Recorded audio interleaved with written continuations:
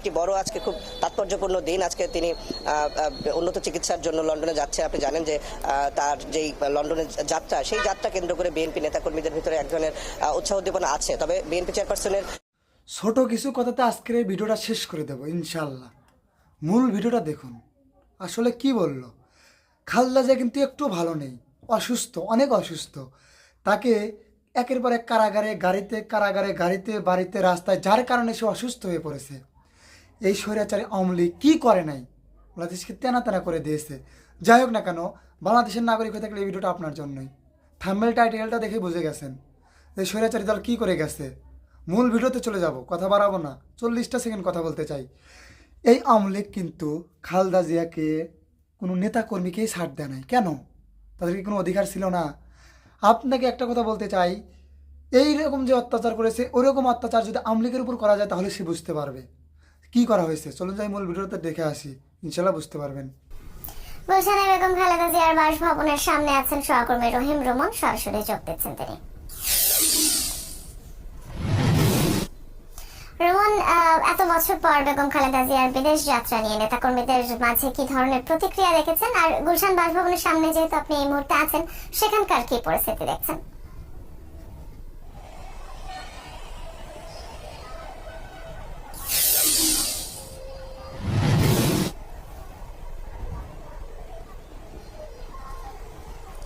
অদিতি, আপনি যেমনটি বলছিলেন যে ৭৯ বছর বয়সী ৩বারের একজন সাবেক প্রধানমন্ত্রী, তিনি কিন্তু লিভার সিরোসিস, কিডনি, ডায়াবেটিস সহ নানান জটিল জটিল জটিল রোগে কিন্তু তিনি ভুগছেন দীর্ঘদিন ধরে।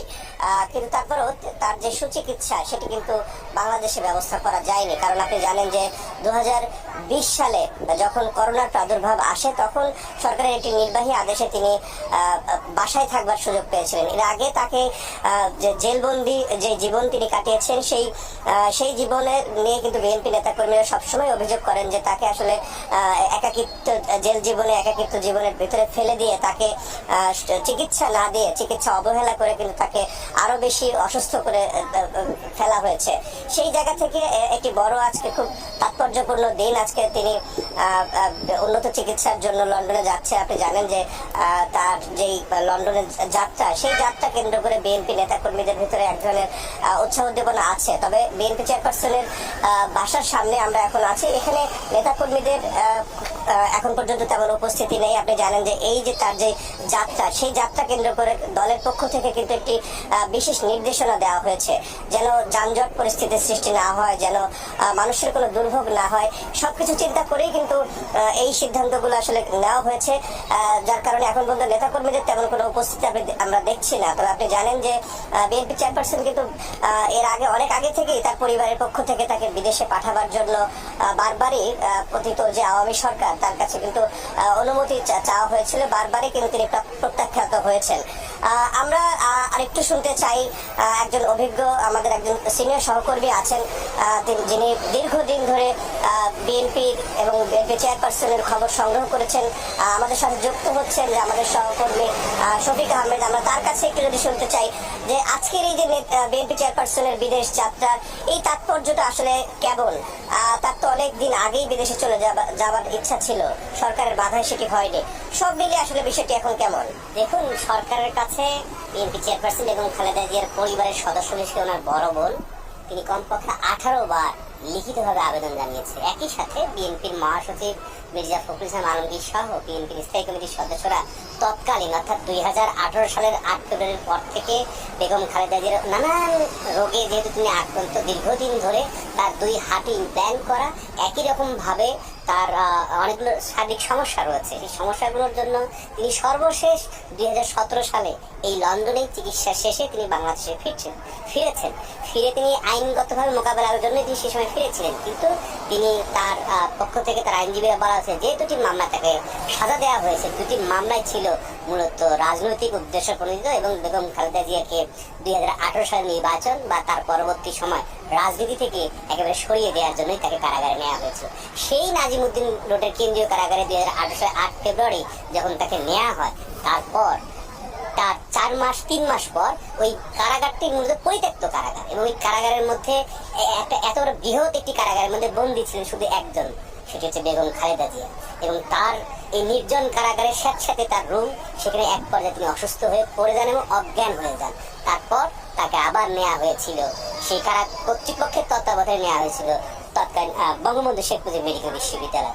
সেখানে চিকিৎসা সম্পন্ন না করে তাকে আবার নিয়ে যাওয়া হয় সেই নাজিমুদ্দিন রোডের পুরাতন সাবেক কেন্দ্রীয় কারাগারে। সেখানে আবার যখন অসুস্থ হয়ে পড়েন, এমন পরিস্থিতিতে পরিবারের পক্ষ থেকে, দলের পক্ষ থেকে আবেদন জানানোর পরেও যখন সেটি সুরা হচ্ছিল না, তখন শেষ পর্যন্ত বিএনপির আইনজীবী অর্থাৎ বেগম খালেদা জিয়ার আইনজীবীরা উচ্চ আদালতে গিয়ে একটি রায় অর্থাৎ আদেশ নিয়ে আসেন, যেটি যে বেগম খালেদা জিয়ার চিকিৎসা আপাতত তারা বঙ্গবন্ধু শেখ মুজিব মেডিকেল বিশ্ববিদ্যালয়ে করার সেই সময়কার আদালত অনুমতি দিয়েছিল। কিন্তু সেই বঙ্গবন্ধু শেখ মুজিব মেডিকেল বিশ্ববিদ্যালয় যে ধরনের চিকিৎসা, যে ধরনের ওনার যে ধরনের বিস্তারিত চিকিৎসা দরকার, যে চিকিৎসাগুলো উনি এর আগে বিভিন্ন সময় বিভিন্ন দেশে করিয়েছেন, সেই চিকিৎসার জন্য উনি যাওয়ার জন্য অসংখ্যবার বিভিন্ন দাবি দাবা রাজনৈতিক কর্মসূচি পালন করলেও সরকারের পক্ষ থেকে সেই সময় কোনো অনুমতি মেলেনি। এমনকি বেগম খালেদা জিয়া এইটুকু অনুমতি চাচ্ছিলেন যে তিনি চিকিৎসার জন্য যাবেন, চিকিৎসা শেষ করে আবার তিনি দেশে ফিরে আসবেন, সেই চিকিৎসার ব্যয়ও তার দল বিএনপি বহন করবে, কিন্তু সরকারের পক্ষ থেকে সেটি দেওয়া হয়নি। অবশেষে আপনি জানেন এবং দর্শকরাও জানেন যে 2024 সালের জুলাই আগস্টের আন্দোলনের পর অর্থাৎ গণ অভ্যুত্থানের পর মূলত আইন শৃঙ্খলা বা মূলত যখন আদালত থেকে শুরু করে যে আদালত বেগম খালেদা জিয়াকে সাজা দেওয়া দিয়েছিল, সেই আদালতেই আবার যখন তারা নিরপেক্ষ ভূমিকা পালন করতে শুরু করলেন, তখন সেই আদালতেই যে দুটি মামলা, জিয়া অরফানেজ ট্রাস্ট এবং জিয়া চ্যারিটেবল ট্রাস্ট, এই দুটি মামলা থেকেই তাকে বেকসুর খালাস, যেহেতু এই মামলার সাথে বেগম খালেদা জিয়ার কোনো ধরনের সংশ্লিষ্টতা ছিল না, সেহেতু আদালত পর্যালোচনা করে তাকে মামলা থেকে অব্যাহতি দেন। একই রকম ভাবে তার বিরুদ্ধে অন্যান্য যেটি আর 34টা মামলা ছিল, সেই 34টি মামলা থেকেও অব্যাহতি পান। অর্থাৎ বেগম খালেদা জিয়া আজকে বা এখন একেবারে মুক্ত বেগম খালেদা জিয়া, তিনি মুক্তভাবেই আজকে লন্ডনে অর্থাৎ লন্ডনে চিকিৎসার জন্য যাচ্ছেন। এবং সেই ক্ষেত্রে কাতারের আমিরের পক্ষ থেকে যে বিশেষায়িত অ্যাম্বুলেন্স, সেটি ঢাকায় গতকাল এসেছে এবং আজ 8টার দিকে এই বাসভবন থেকে, এটি মূলত তার ভাড়া বাসভবন, তার বাসা ছিল মূলত ক্যান্টনমেন্টের 6 মাইল, সেখান থেকে তাকে এক রাতে একদিনে কয়েক ঘন্টার নোটিশে তাকে একদম টেনে এসে সেই বাসার থেকে বের করে দেওয়া হয়। তারপর তিনি তার ভাইয়ের বাসায় ওঠেন, পরবর্তী সময় এই বাসা ভাড়া নেন। এরপর থেকে তিনি এই বাসায় আছেন এবং 2020 সালের যে তাকে যে নির্বাহী আদেশে মুক্ত, অর্থাৎ দুটি শর্ত, তিনি বাসায় থাকবেন, বিদেশে উন্নত চিকিৎসা নিতে পারবেন না, এই বিষয়ে নেওয়ার পরে কিন্তু বেগম খালেদা জিয়া এখন পর্যন্ত এই এভার কেয়ার হাসপাতালে, ঢাকার এভার কেয়ার হাসপাতালে তিনি কমপক্ষে 23-24 বার তিনি হাসপাতালে গেছেন, ভর্তি ছিলেন কয়েক মাস। এবং এই সময় পুরো চিকিৎসা পদ্ধতি তার এভার কেয়ার হাসপাতালে কি চিকিৎসা হবে, ডাক্তার শাহাবুদ্দিন তালুকদারের নেতৃত্বে তার বেগম খালেদা জিয়ার ব্যক্তিগত চিকিৎসক ডাক্তার AZM জাহিদ হোসেন এবং একই রকম ভাবে FM সিদ্দিকী সহ এই ডাক্তারদের একটা প্যানেল, অর্থাৎ একটি সমন্বয়ের মধ্য দিয়ে হয়। সেই মূল সমন্বয়ক ছিলেন কিন্তু তারেক রহমানের স্ত্রী এবং ডাক্তার জোবাইদা রহমান। তিনি লন্ডনে থেকে এই লন্ডনের রয়্যাল লন্ডন হসপিটাল, জার্মানির হসপিটাল, এমনকি বিশেষত যেটি হসপিটাল বেগম খালেদা জিয়ার জন্য উপযুক্ত, সেটি হচ্ছে জন হপকিন্স বিশ্ববিদ্যালয় এবং মেরিল্যান্ডের সেই জন হপকিন্স বিশ্ববিদ্যালয় থেকে শেষ পর্যন্ত কয়েকজন চিকিৎসক এসেছিলেন, যার মধ্যে হামিদ মির, এমনকি বেগম খালেদা জিয়ার চিকিৎসার জন্য জর্জ ক্রিস্টোফার যারা এসে সেই সময় বেগম খালেদা জিয়ার যে রক্তক্ষরণ, লিভার সিরোসিস, সেই লিভার সিরোসিস বন্ধ অর্থাৎ রক্তক্ষরণ বন্ধ করার জন্য টিপস পদ্ধতি ব্যবহার করে। অর্থাৎ সেটি তো সাময়িক, সেই সময়ই এবং তার আগে এবং তার পরে তারাই বলেছেন, তারাই সুপারিশ করেছেন লিখিতভাবে বেগম খালেদা জিয়াকে যদি সময় অর্থাৎ 2020 সালের পরে যে কোনো সময় তাকে যদি এই জন হপকিন্স বিশ্ববিদ্যালয়ে নিয়ে যাওয়া হতো, তার লিভার ট্রান্সপ্লান্ট সহ যে ধরনের তার সমস্যাগুলো রয়েছে সেই সমস্যাগুলোর সমাধান করে তার উন্নত চিকিৎসা শেষে তাকে সুস্থভাবে বাংলাদেশে নিয়ে আসা সম্ভব ছিল। কিন্তু এই সময়ের মধ্যে পার হয়ে গেছে কমপক্ষে 4 বছরের বেশি। এই 4 বছর পরে তিনি আবার যাওয়ার সুযোগ পাচ্ছেন